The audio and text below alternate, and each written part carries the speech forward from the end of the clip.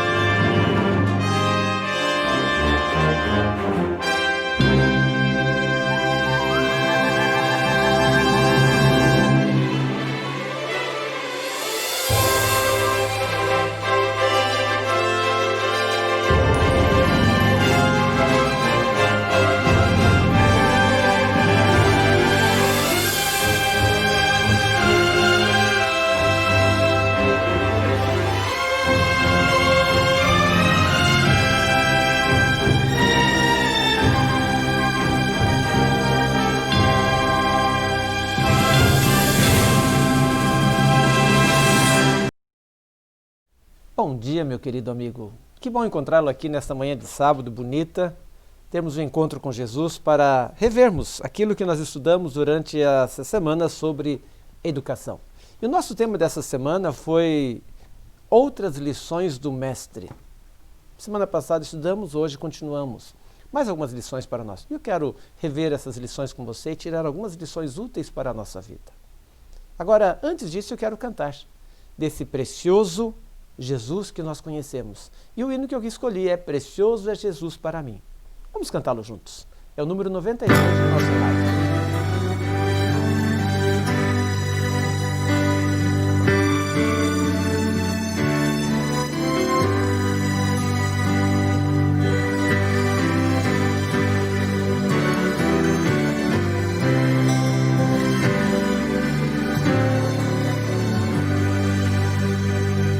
Precioso é Jesus, o meu Rei Salvador, a Ele somente darei meu louvor. É fonte divina de força e vigor, precioso é Jesus para mim. Precioso é Jesus para mim. Precioso é Jesus para mim, é meu Redentor, meu fiel protetor. Precioso é Jesus para mim. Jesus bate a porta do meu coração e espera paciente, quer dar meu perdão. Que seu sacrifício não seja em vão. Precioso é Jesus para mim. Precioso é Jesus para mim. Precioso é Jesus para mim. É meu Redentor, meu fiel protetor. Precioso é Jesus para mim. Preciosas promessas eu tenho do Rei, com Ele no lar terrenal morarei. No reino de luz sua face verei. Precioso é Jesus para mim. Precioso é Jesus para mim. Precioso é Jesus para mim. É meu Redentor, meu fiel protetor. Precioso é Jesus para mim.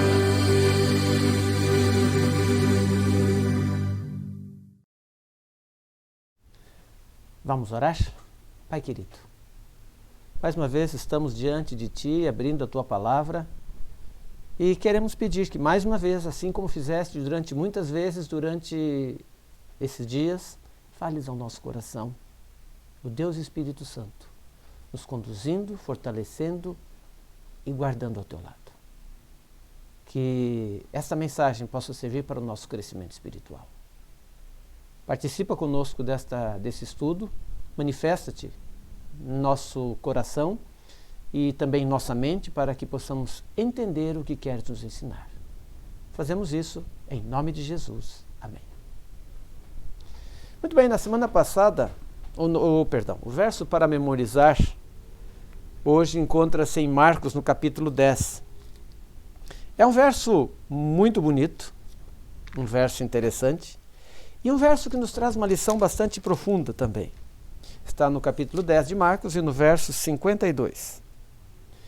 Então, disse Jesus: vai, a tua fé te salvou. E imediatamente tornou a ver e seguia Jesus estrada fora.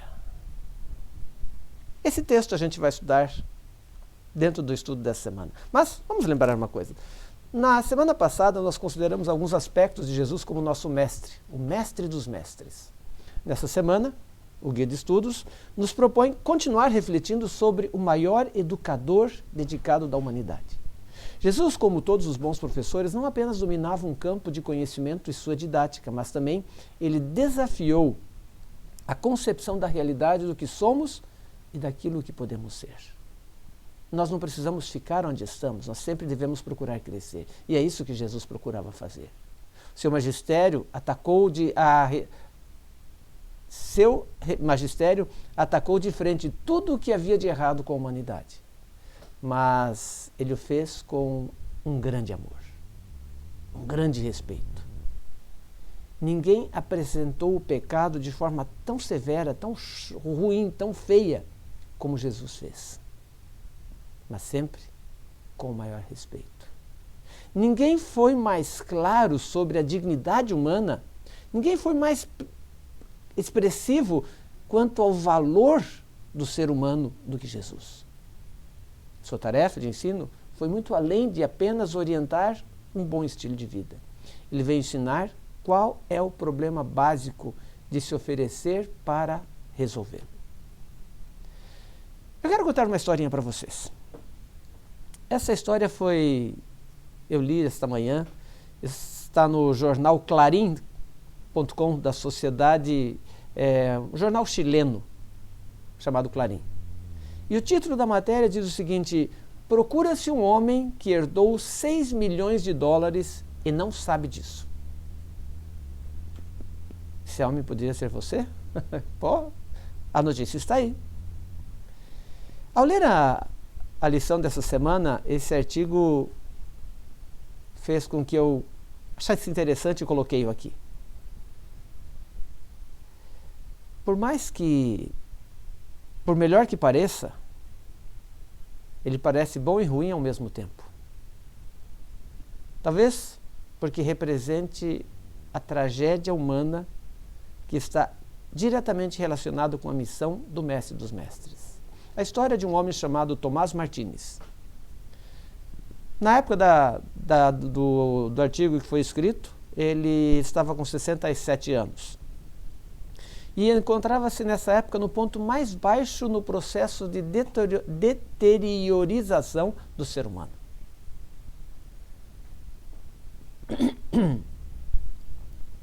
E ele estava ali, descendo já fazia algum tempo.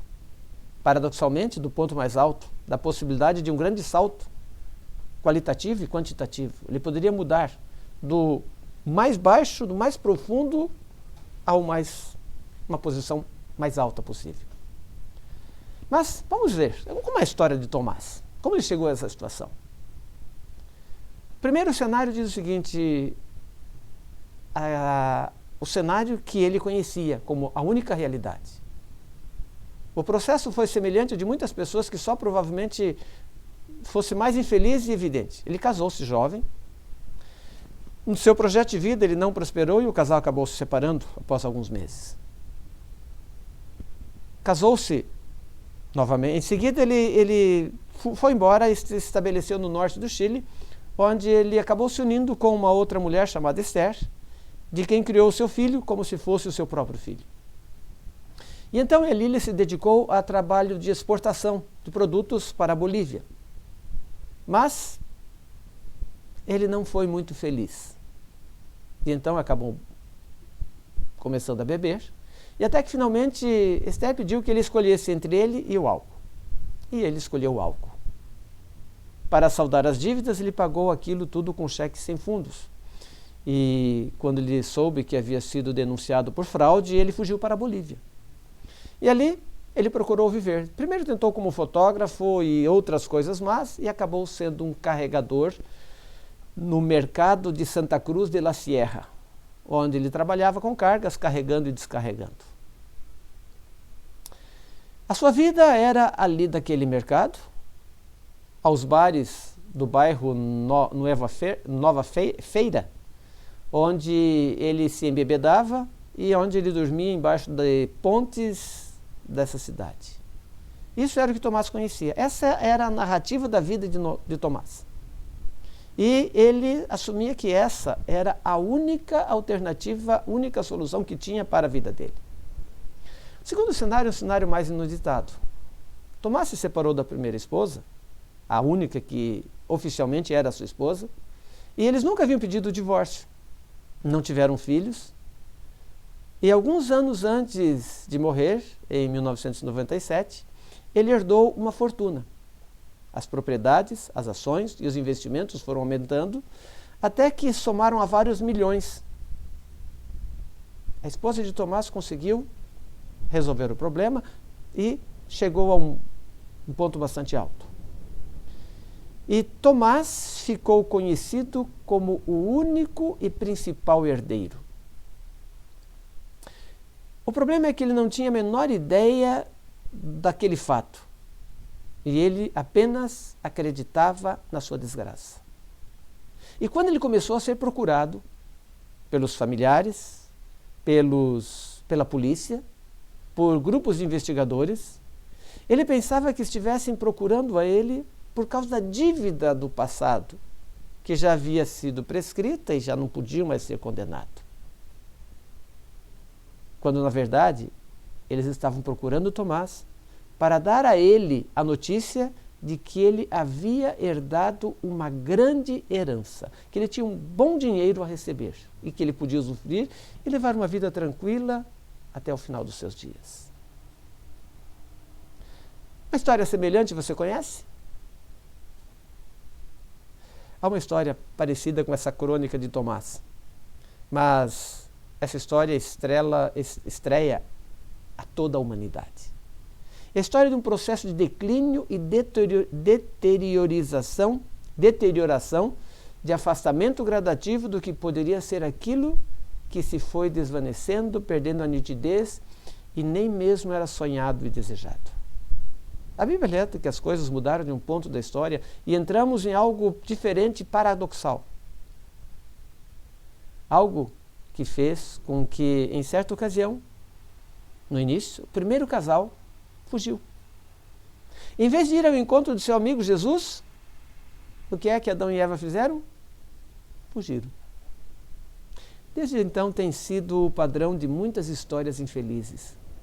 E muitos, em vez de ir ao encontro de Jesus, fogem.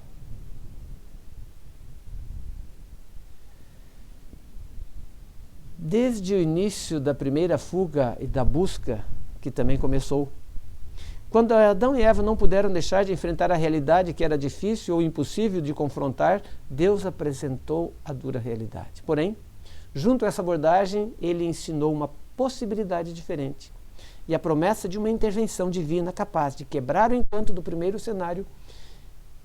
Mas, infelizmente, essa foi uma história que, semelhante a Tomás, teve um outro desenrolar, assim como tantas outras histórias deste mundo. Desde então, teve início uma experiência em que os sentidos se cruzam e se opõem, assim como no caso de Tomás. As coisas se tornam claras. Sabe-se que da miséria, sabe-se do seu processo de deterioração e também que há algo que poderia mudar totalmente as coisas. Tudo estava claro, menos para Tomás. Tudo estava claro, menos para o homem, menos para a raça humana. O que deve ter sido óbvio para Jesus, ele não veio ao mundo para condenar, mas ele veio para salvar, conforme João 3,17, porque ele é o mesmo mestre que apareceu para o fugitivo e culpado Jacó na escada que conecta a terra com o céu, é o mesmo rabi que começou a despertar esperança, desafiando as narrativas que se instalaram ao longo da história. Ele aceitou discípulos não convencionais, como uma mulher pagã e um cego que mendigava para serem seus colaboradores, um endemoniado. Ele os chamou para um projeto transformador que permitiria que os habitantes do silêncio e da escuridão começassem a ouvir as melodias e a ver as cores da beleza da salvação em Cristo Jesus.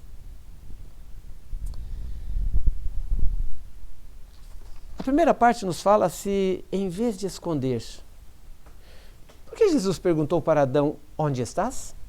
Será que Jesus não sabia onde Adão estava? É muito estranha essa pergunta que Deus tenha feito a Adão. Onde estás? O que está fazendo?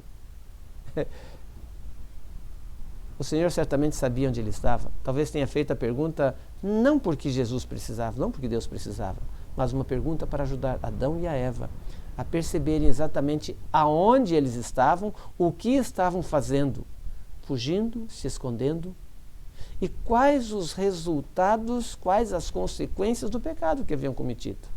Ou seja, Deus procurou ajudá-los a perceber os tristes resultados da desobediência.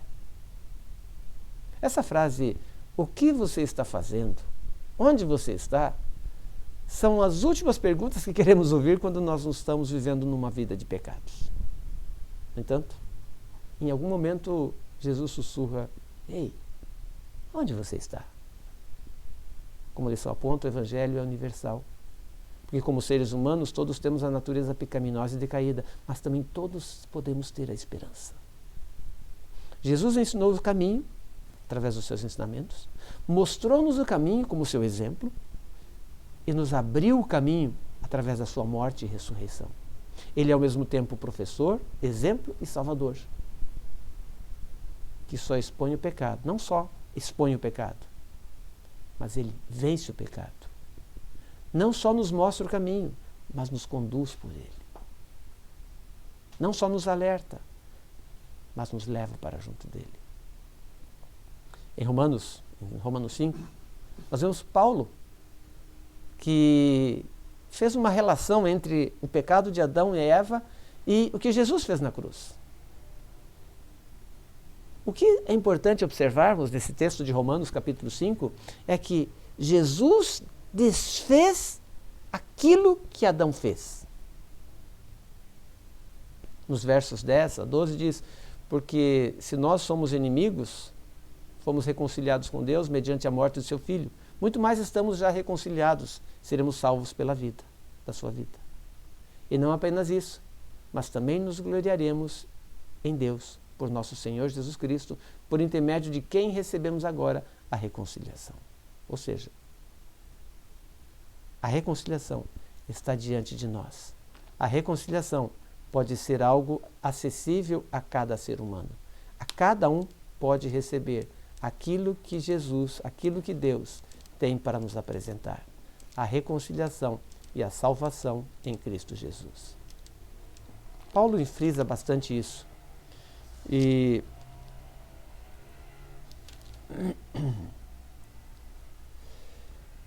no verso 12 ele termina dizendo: portanto, assim como por um só homem entrou o pecado no mundo, pelo pecado a morte, assim também a morte passou a todos os homens, porque todos pecaram. E então no verso 18 ele continua dizendo, no verso 18, no 19, ele continua dizendo: pois assim como por uma só pessoa, por uma só ofensa veio o juízo sobre todos os homens, para a condenação, assim também por um só ato de justiça veio a graça sobre todos os homens, para a justificação que dá a vida. Porque como pela desobediência de um homem, muitos se tornaram pecadores, assim também por meio da obediência de um só, muitos se tornarão justos. Para o crente, graça, justificação e vida eterna são uma realidade presente. Jesus é alguém em quem podemos confiar e é a quem devemos ouvir. Esconder-se de Deus. Por que estamos fazendo isso? Ele nos ama. Ele nos busca. E na segunda parte, segunda-feira, nós temos uma fuga. A história é conhecida. Em sua conduta com o restante da família, Jacó com sua mãe haviam enganado cruelmente o seu pai e o seu irmão. E agora ele estava pagando por isso. O seu irmão estava ameaçando matá-lo. Jacó havia se tornado então um fugitivo e ele fugiu. Fugiu, seguiu para a casa do seu tio Harã. Imagine você fugindo e agora numa região erma, sozinho, solitário, tudo era incerto, tudo assustador. As próprias sombras da noite assustavam. E depois de um dia de uma caminhada penosa, anoiteceu, e na escuridão, ali, Jacó achou uma pedra, se acomodou, em meio ao nada, tendo o céu estrelado como teto, usou uma pedra como travesseiro e ali Jacó adormeceu. Mas a sua absoluta inconsciência do sono foi interrompida. É o famoso sonho de Jacó, que sobreveio a escada, que viu apoiava-se sobre a terra e se estendia até o céu. E os anjos subiam e desciam. Então veio uma voz. Ele ouviu uma voz. E essa voz diz o seguinte: eu sou o Deus de Abraão. E a voz continuou repetindo promessas com mais promessas, com as quais Jacó estava familiarizado. A partir de sua tradição familiar, ele aprendeu tudo isso. A sua descendência iria se tornar grande, ele seria uma bênção a todas as famílias da terra. E a frase mais bonita: eis que estou contigo. Eu te guardarei por onde quer que fores, porque não te desampararei até cumprir aquilo que eu prometi. Gênesis 28, verso 15. O que fez a grande diferença na vida de Jacó foi a presença de Deus, de quem o homem tem fugido desde o princípio. Minha pergunta ficaria a seguinte: para onde estamos fugindo? Por que estamos fugindo? O que buscamos? Aonde vamos encontrar? Entramos no Novo Testamento agora, então, na parte de terça-feira. De todas as introduções dos evangelhos, eu creio que o primeiro capítulo do livro de João, eu acho que são os mais fantásticos. Talvez a mais famosa de todas, a frase de João 1:1. No princípio era o Verbo, e o Verbo estava com Deus, e o Verbo era Deus. João 1 nos leva a um verso inesquecível, no verso 14. E o Verbo se fez carne e habitou entre nós. Então tivemos a oportunidade de ver a glória do unigênito, do Pai. Agora, aqui nós percebemos quem era Jesus. O que ele está fazendo? Agora, o que isso nos revela sobre o grande exemplo do Mestre?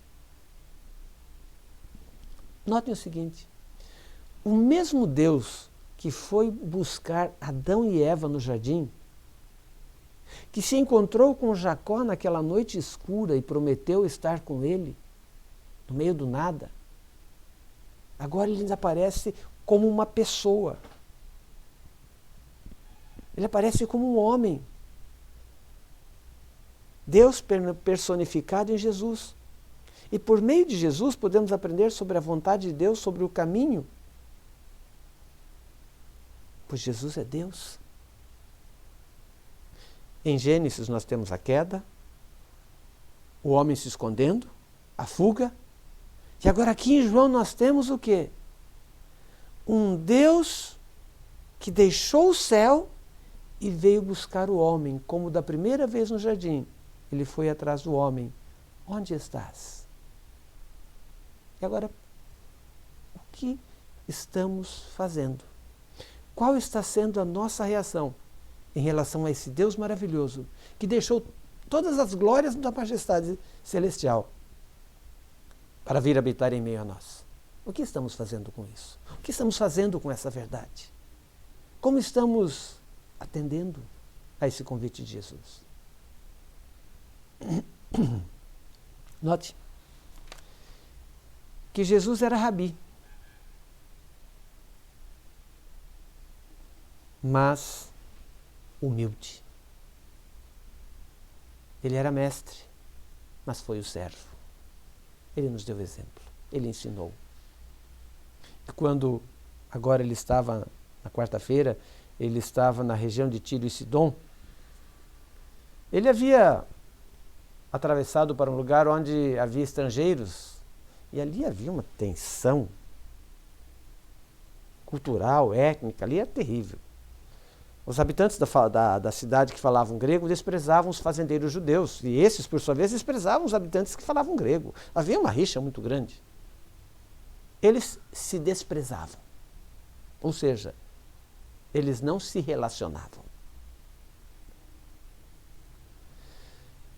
Herodes, governador fantoche da Galiléia, o território natal onde Jesus havia nascido, havia executado João Batista. Mas João foi um homem cuja visão era amplamente compartilhada por Jesus e a sua execução pareceu ameaçadora para Jesus. Então, Jesus começou a achar que estava enfrentando um perigo antecipado em sua missão e ele fugiu. Fugiu não.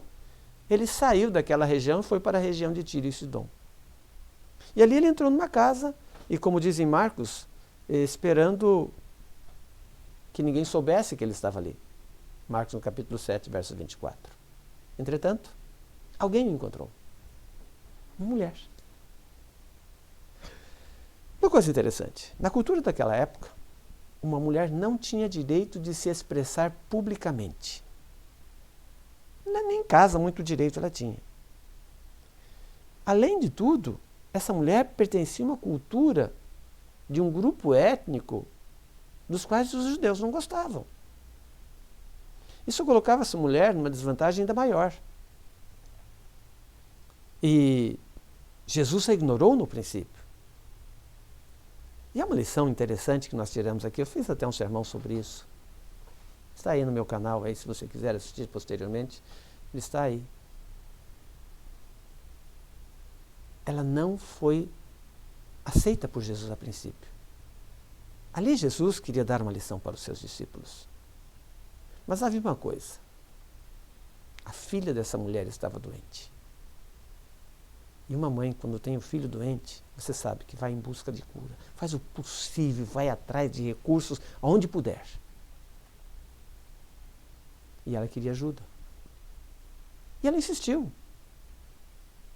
Jesus a ignorou, mas ela continuou chamando, continuou insistindo. E então os discípulos disseram: Senhor, despede essa mulher, manda ela embora. Ela está incomodando. E Jesus então disse: olha, não é bom tomar o pão dos filhos e lançá-los aos cachorros. Há uma coisa interessante aqui. Se você fosse chamar de cachorro, qual seria a sua reação? Lembrando que os cães, na época de Israel, eles não eram animais como hoje, são cuidados, leva-se a pet, dá-se banho, dorme na cama com as pessoas. Não, eles eram como os vira-latas aí, cães de rua. Eles eram totalmente meio selvagens. Então Jesus comparou essa mulher, e assim que o judeu comparava esses gregos, eles comparavam como cães, como animais, sem valor. Mas essa mulher insistiu e ela disse, ela apresentou uma resposta que mostrou a sua determinação.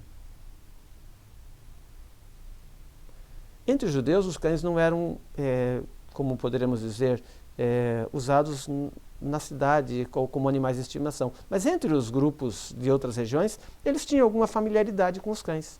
Então ela disse assim, olha,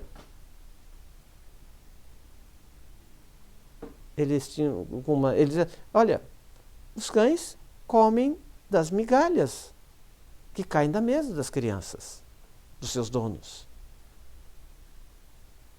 Essa atitude mostrou uma coisa interessante. Essa mulher estava buscando Jesus. Essa fez a diferença. Ela queria a salvação. Ela queria cura para sua filha. Ela queria cura para o pecado. E esse comentário fez a diferença. E então Jesus curou a sua filha. Essa história você conhece. E o que você acha dela? Que lição você pode tirar para a sua vida dessa lição dessa mulher? Eu tirei uma lição importante para mim. Nada pode nem deve me impedir de ir a Jesus. Talvez esteja falando hoje para alguém que esteja aqui triste, chateado, deprimido, depressivo, com alguém doente, desanimado, achando que Jesus se esqueceu dele, achando que não tem mais valor, achando que nada mais presta na vida.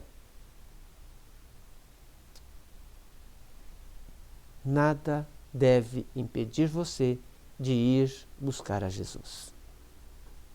Essa mulher pagã aos nossos olhos, ela expressou uma fé firme e segura, uma confiança tão grande na pessoa de Jesus, que hoje também devemos buscar. Porque essa é a única força que realmente pode fazer alguma coisa pela nossa vida. Buscar a Jesus. E ela foi. Isso foi um grande exemplo. Agora, um outro exemplo.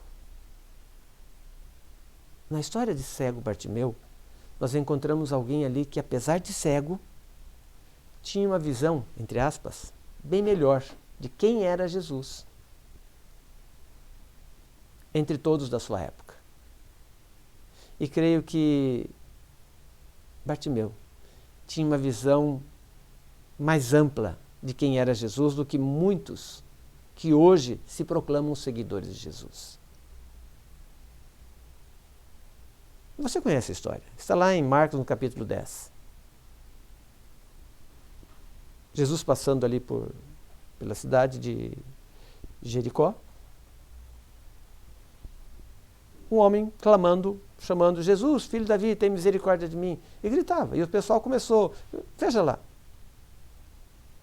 Versos 47 e 48. Capítulo 10 de Marcos, versos 47 e 48. Vamos ler aqui. Qual foi a atitude de Bartimeu? Nos versos 47 e 48 diz o seguinte.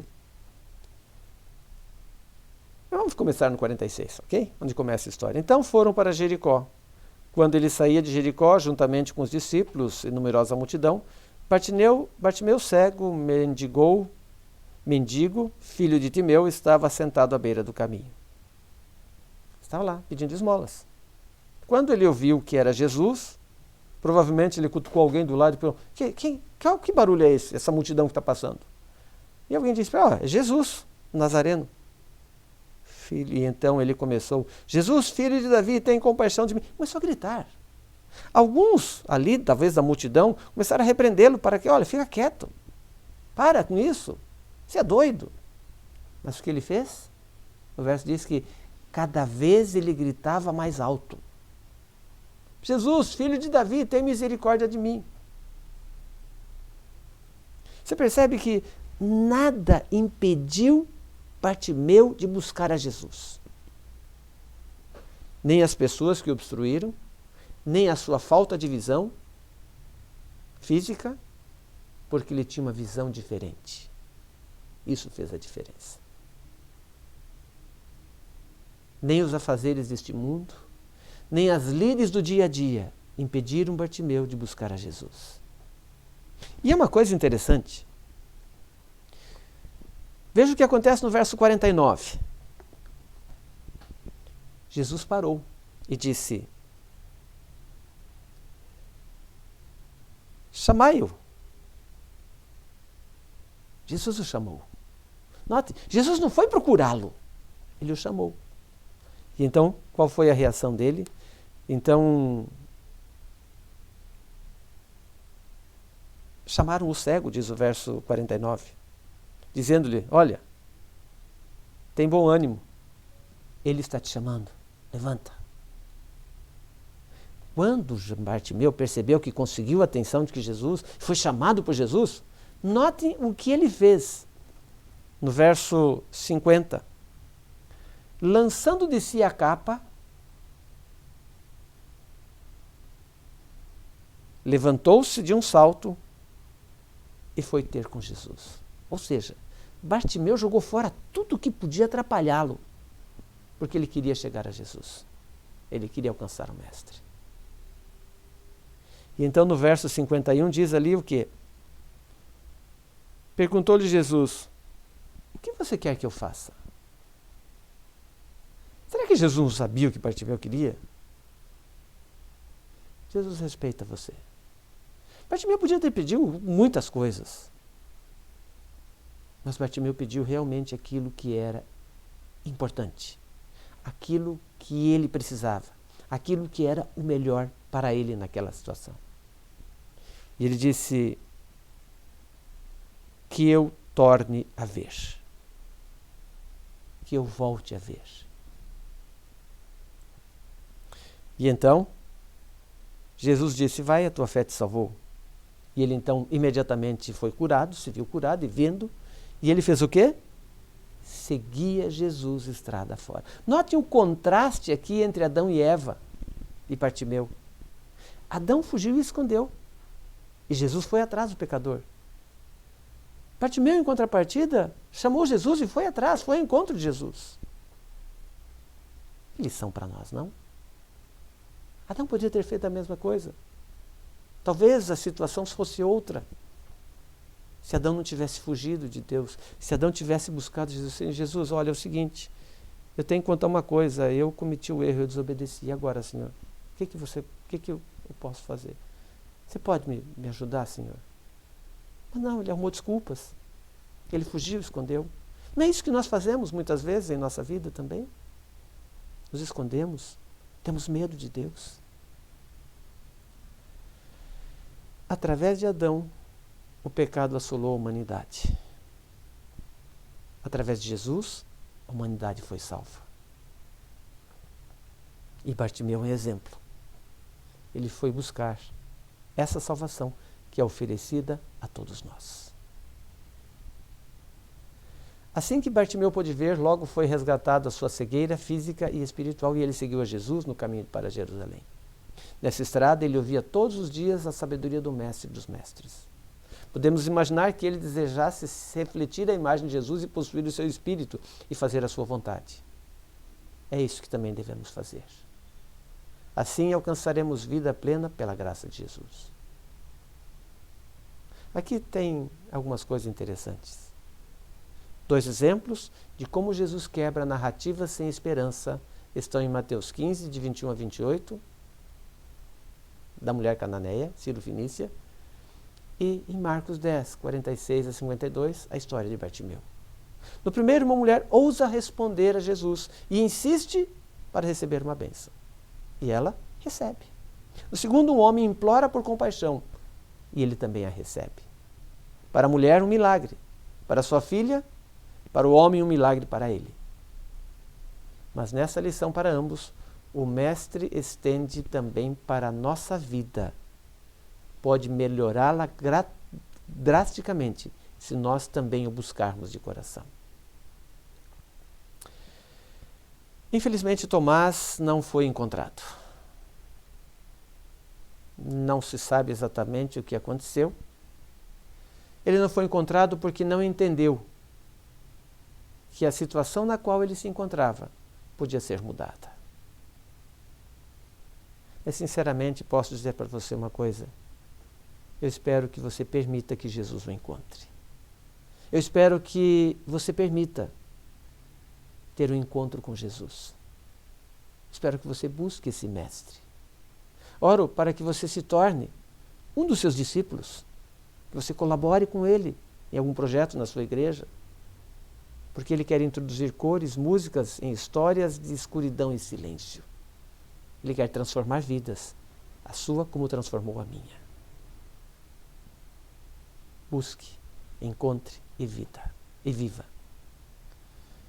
Você pode ter vida eterna ao encontrar Jesus. Busque-o a cada momento. Esteja junto a esse bondoso Deus e permita que Ele dirija os seus passos. Vamos cantar? Junto ao bondoso Deus. É o hino que queremos cantar nesta manhã para terminarmos a nossa lição. Junto ao bondoso Deus. É um hino que nos lembra o maravilhoso amor de Deus, a grande estrutura de salvação que Ele nos oferece. Cante agora com alegria. Junto ao bondoso Deus.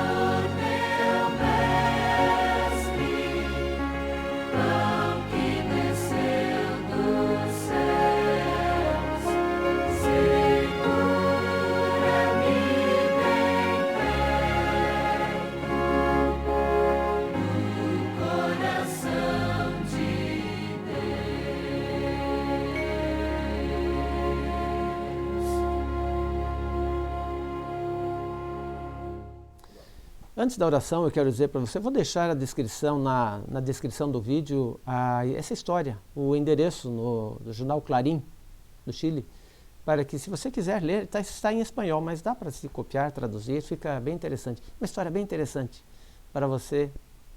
E você verifique se a sua vida não está igual a de Tomás Martínez, ou de Adão e Eva fugindo de Deus. Faça como Bartimeu, busque-o. Vamos orar. Pai querido, agradecemos-te porque enviaste Jesus Cristo a este mundo para morrer por nós. E através da salvação que encontramos em Cristo Jesus, seremos vitoriosos em todos os momentos. Permanece conosco agora nesse sábado, dirigindo nossos passos, fortalecendo a nossa fé, e que possamos ter um encontro maravilhoso a cada momento da nossa vida, a cada dia, um encontro especial em Cristo Jesus. Concede-nos um sábado abençoado e feliz em Tua presença, e vitoriosos pela Tua graça. É o que suplicamos-te em nome de Jesus. Amém. Obrigado por ter participado conosco. Daqui a pouquinho voltamos com o nosso culto, e está muito bonito hoje. Tem uma mensagem boa, bonita para você também. Fala sobre o amor de Deus, da visão de Paulo. Esse amor é fantástico. Busque-o e seja feliz. Se você não se inscreveu em nosso canal ainda, se você gostou da mensagem, compartilhe, divulgue. Dê uma visibilidade maior para nós, para que mais pessoas possam conhecer e ouvir essa mensagem, e mais pessoas possam ter um encontro especial com Jesus. Participe conosco. Inscreva-se no nosso canal no YouTube, ou então curta a nossa página no Face e se inscreva ali também, para que possa receber as notificações e saber quando estamos no ar. Que Deus o abençoe e que você tenha um sábado maravilhoso. Até daqui a pouquinho. Já já a gente volta.